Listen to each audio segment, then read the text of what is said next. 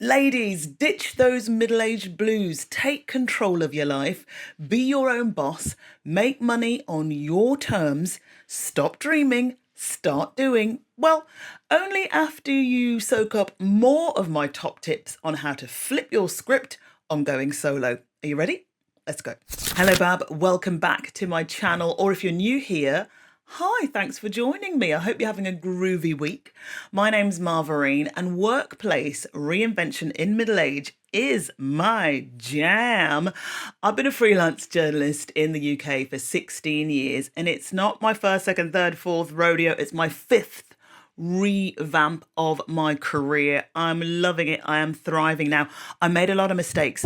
I don't want you to make the same. So watch this video all the way through to the end so that you don't screw up your midlife reinvention. I see you. Comfy job, 9 to 5, or if you work shifts, the patterns are working out fine for you. Oh, that monthly paycheck keeps rolling in. Your colleagues are a bit dry though. There's no room for progression. Something is gnawing away at you. You feel you could do bigger, you could go further, you are better than that role. But also, what do I do if I leave? And yeah, you should be scared. But what you've got to do is make sure that you do some planning to transition from your staff role, from your big contract, into going out and being solo. But the fear is real. The fear is absolutely real. And the thing is, the wheels will come off. Got to tell you now, when you leave, the wheels will come off, and they might come off the first time and the second time and the third time. But like when you learned to ride a bike when you were a little kid, you fell off, you kept getting back on, and you nailed it. This is what's going to happen for you. And I felt the fear. The fear was real. I spent 4 cozy, beautiful years at the BBC honing my skills.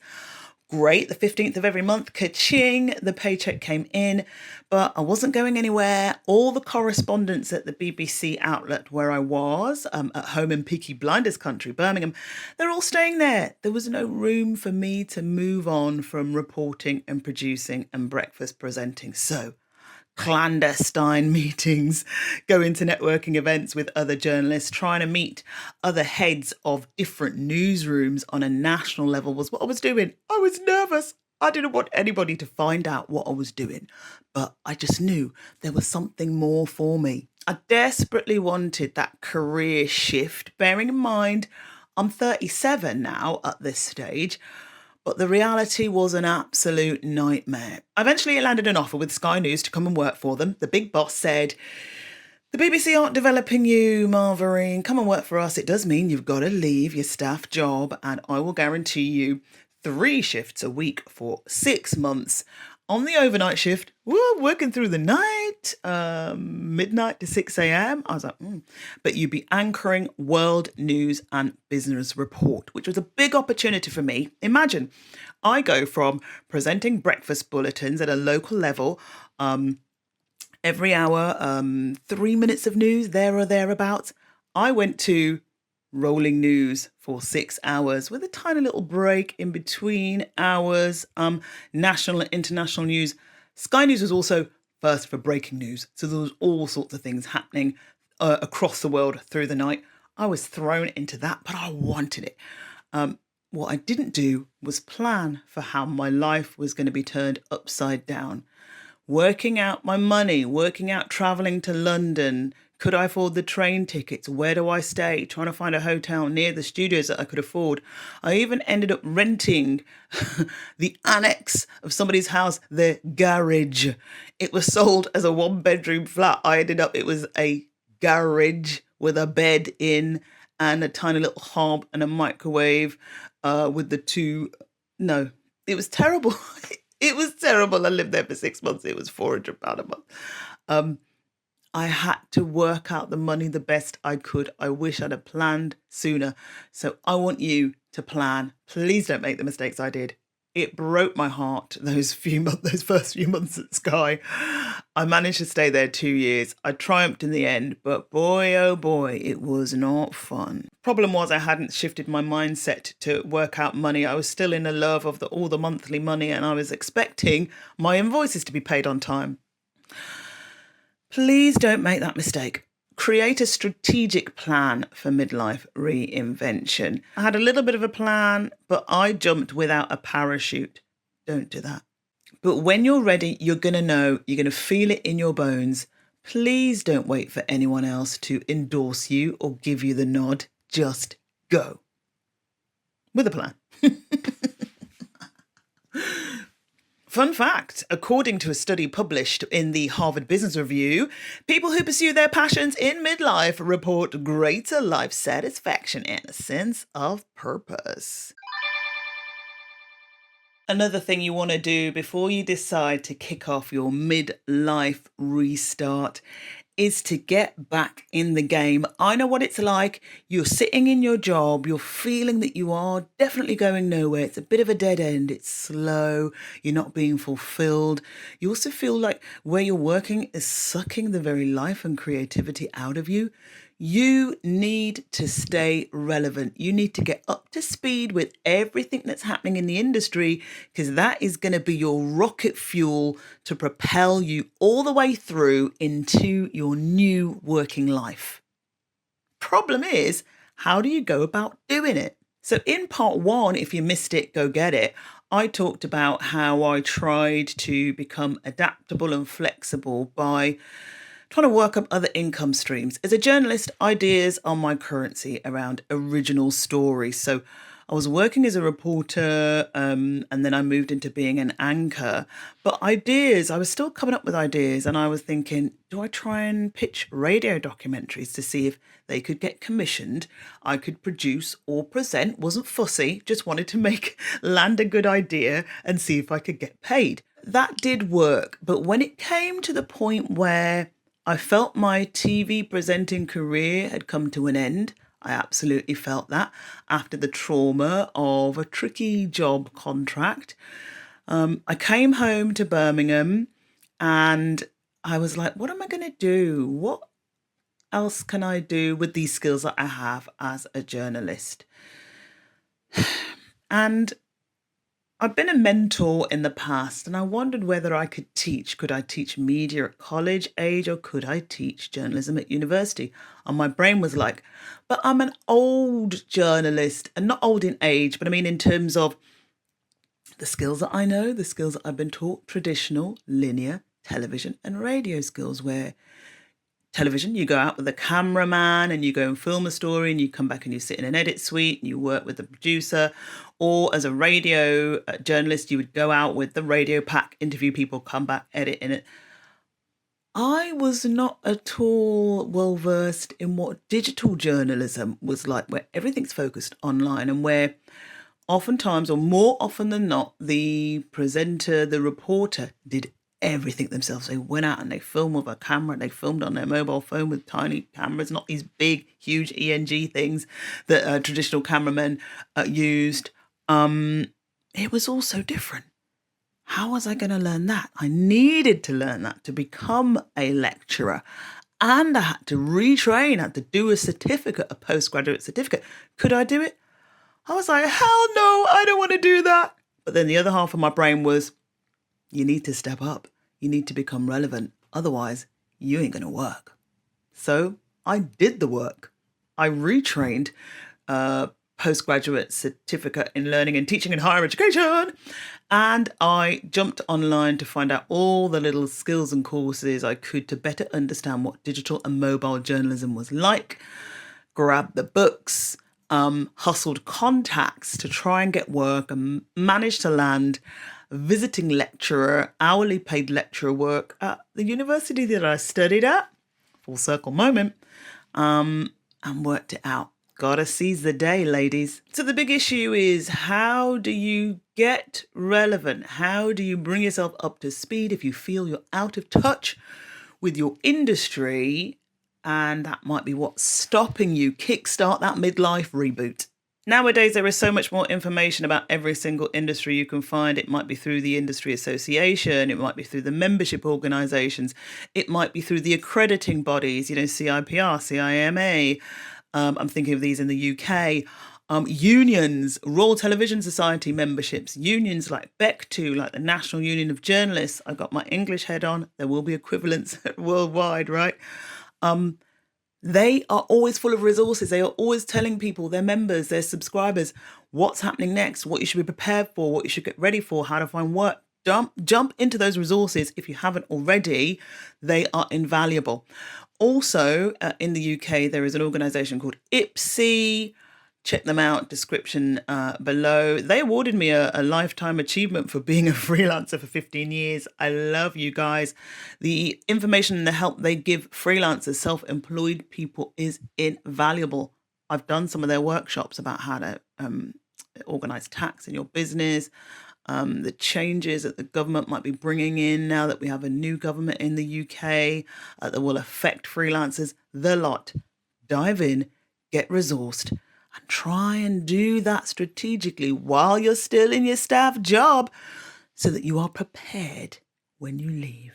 And you know what? No one wants an old dog who doesn't want to learn new tricks. Your new knowledge, your currency is your power. It's going to help you land new contracts, interest new people, help you build new relationships and networks. It's all to play for. Gaining all that knowledge is going to boost your confidence and could be one of the best power moves you will ever make to kickstart your reboot. And as Confucius said, learning without thought is labor lost. Thought without learning is perilous. Just wanted to let you know that this video and part one, if you missed it, you can catch it here, was motivated and prompted by a viral post that was in Moments, my weekly email. So if you want to join me on Moments to read some of the behind the scenes and what I get up to in the TV studio and all of the events that I do as well, and the other work around my beer sommelier and craft beer expertise and more, links in the description box. And ladies, if this has given you food for thought around reinvention in middle age, then smash like, subscribe, and hit the notification bell so you know when the next good stuff is coming. Be my friend. I'm here for you. Contracts, it's on you. Invoices, it's on you. Payroll, it's on you. Sales, it's on you. Marketing, it's on you. There's no sales team, there's no HR team, there's no admin, there's no line manager to bother you, there's no team to support. It's all you, a boy oh boy. The fear of the paperwork and sitting in your home office alone trying to muster up business is frightening. Managing the business side is work, ain't gonna lie to you. It's horrifying. Feel the fear, do it anyway, harness it.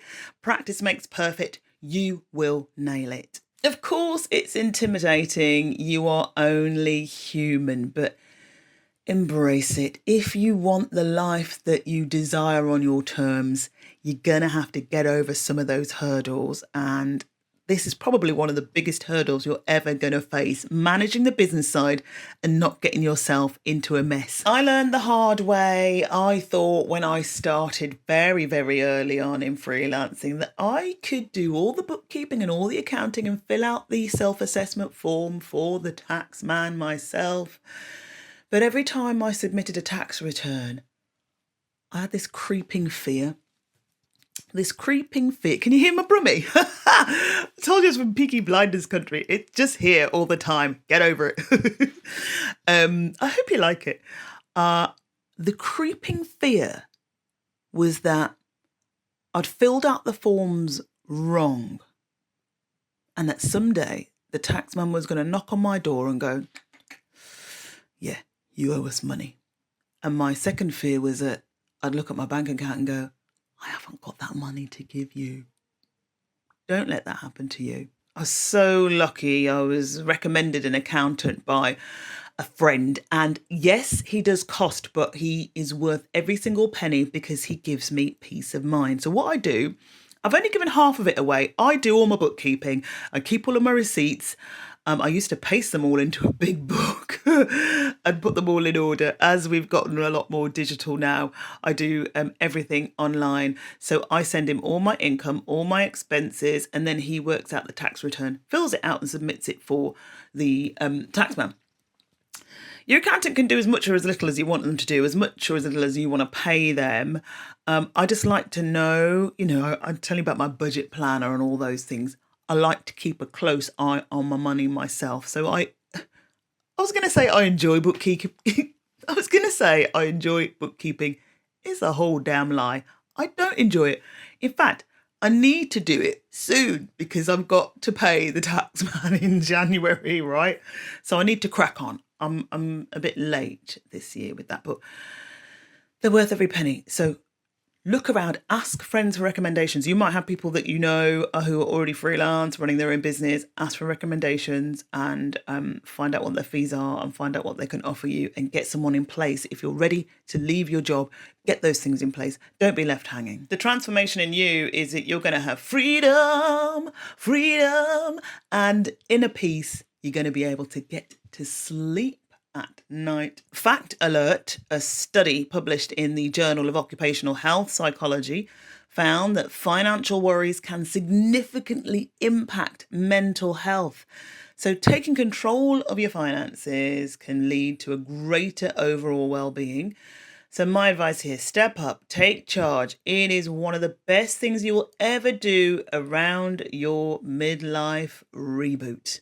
All of my personal advice and the things that I shouldn't have done that I hope you don't do around starting over in midlife can feel overwhelming, and I do understand. I just wanted to make sure that you knew about things so that you just feel a little bit more prepared than I ever was.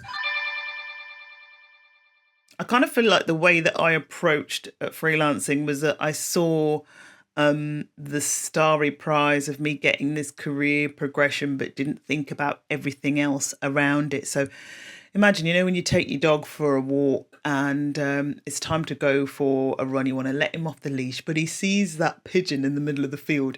He sees a pigeon. The pigeon is my career progression, right? As soon as the leash comes off, like rhubarb in the cartoon. All the Brits watching are like, I remember rhubarb and custard. You are racing. Sorry, I was racing towards this career progression like I was chasing after the pigeon. And then I skidded into the mud puddle and got splashed in mud and, and the pigeon shoots off in the air. It was calamitous, right? Calamitous. So the overwhelm was real. There's a lot of administrative tasks that you've got to deal with as well to keep everything in check, because all of a sudden you are not going into an office where there's a load of people and a big back office of things, keeping things going so that all you focus on is just your job. You are basically the business machine. There's a lot of plates spinning around. And some of this personal advice that I'm giving you will hopefully try and help you sort out which plates you need to ensure you keep spinning and how to spin them well so that nothing collapses around you.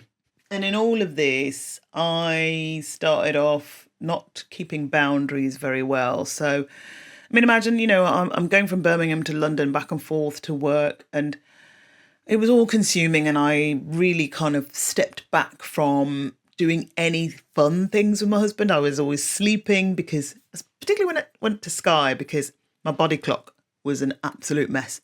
I'm working through the night, so I'm trying to sleep in the day. And I would do that for 3 days a week. Then I would come home and expect my body to get back into the cycle of going to bed at 10 o'clock at night and waking up at 6, 7 o'clock and having a normal day. It was impossible. My body was mash up, to use a Jamaican patois term. It was mash up. It didn't work. So what I've learned to do over the years is to set boundaries. Even those two words, easier said than done. How do you go about setting boundaries? What I do now is fiercely protect time. And that is created around a calendar. I'm a child of the 70s. I was born into a life where the internet was but a mere dream on the landscape. So pen and paper was my thing, right? I love pen and paper. I've got a massive giant paper calendar, literally last week, Austin and I, my husband, have coordinated that now into an online calendar that syncs and that both our activities can go in there. So Austin can put in all of his gigs. So he is a one-man band called Awful Club. Check out his music. I'll put a link in the description box. And also his work. So he is works in Birmingham, and might be filming in London, filming in Manchester, filming in Leeds, filming on location. So it's just so we know where we are. There'll obviously be days where I'm working at national television. I might be, in the country filming for the beer expertise part of the things that I do. I film for a particular TV show occasionally on that. I might be hosting an awards event. It might be in Manchester, might be in London, might be in Leeds. So we're all over the place. So we factor those into our online calendar. A, that's a process. Then B, then I factor in everything else. Family time, me going to do my mum run, look after Mummy Cole, Austin going to see Mummy Duffy, us as hanging out as a family, seeing our friends, dinner parties, us going to gigs, us going to the pub for a beer. We do that a lot. Boundaries, they had to be set. I needed to recognise that although I've got my working projects and I'm building a creative business as well, I don't want the business side of things to bleed over into real-time relationship time. And if you're interested to know a bit more about how you can set boundaries, if you need some help there, let me know in the comments and I'll rustle up a video for you. If you don't set boundaries and you don't ensure you've got self-care routines and practices in place, you're going to burn out. You're going to be probably in the same position you were in when you were in the job that you hated, right? Nobody wants that. The whole point of you instigating your midlife reboot, starting over, your career reinvention, your revamp, whatever you want to call it, the whole reason is that you are living life on your terms and you're not being dictated to by people who don't care about you and your personal development, right? That might be the space you're in. You're like, I just want to go because I've got stuff to do. I want to be bigger. I want to be better. My age is my power. I still have so much to do. So you got to be radical. You got to be rough and rugged about ensuring that you lock off time so that you can do yoga, you can do your exercise, you can go gardening, you can do your journaling, you can listen to meditations, you can go to gigs, and you can work on your business and build your business at the same time and also have a peaceful sleep, right? Also just live and enjoy what you're doing without feeling stressed all the time. So getting on top of your admin, setting boundaries is the ticket. And it's a work in progress. I mean, I can't promise that you are not going to be kept awake at night unless, like me, your bladder gets you up at 2 a.m. and 4 a.m. on a regular basis. Thank you, menopause. But, the more you try, the more you wrangle that meaning, that intention around making sure that you separate and partition things. It's not about being cold. It's not about being clinical. It's not about being harsh. It's about being intentional and deliberate. Fact alert, research published in the Journal of Applied Psychology shows that setting boundaries and prioritizing self-care can lead to increased productivity, reduced stress, and improved overall well-being. Are you ready to take control and create a freelancing, self-employed life that embraces your values and your passions? Fabulous. Tell me right now in the comments, what's your biggest freelancing question? And if you missed all the nuggets from video 1, grab it here, and I look forward to seeing you soon.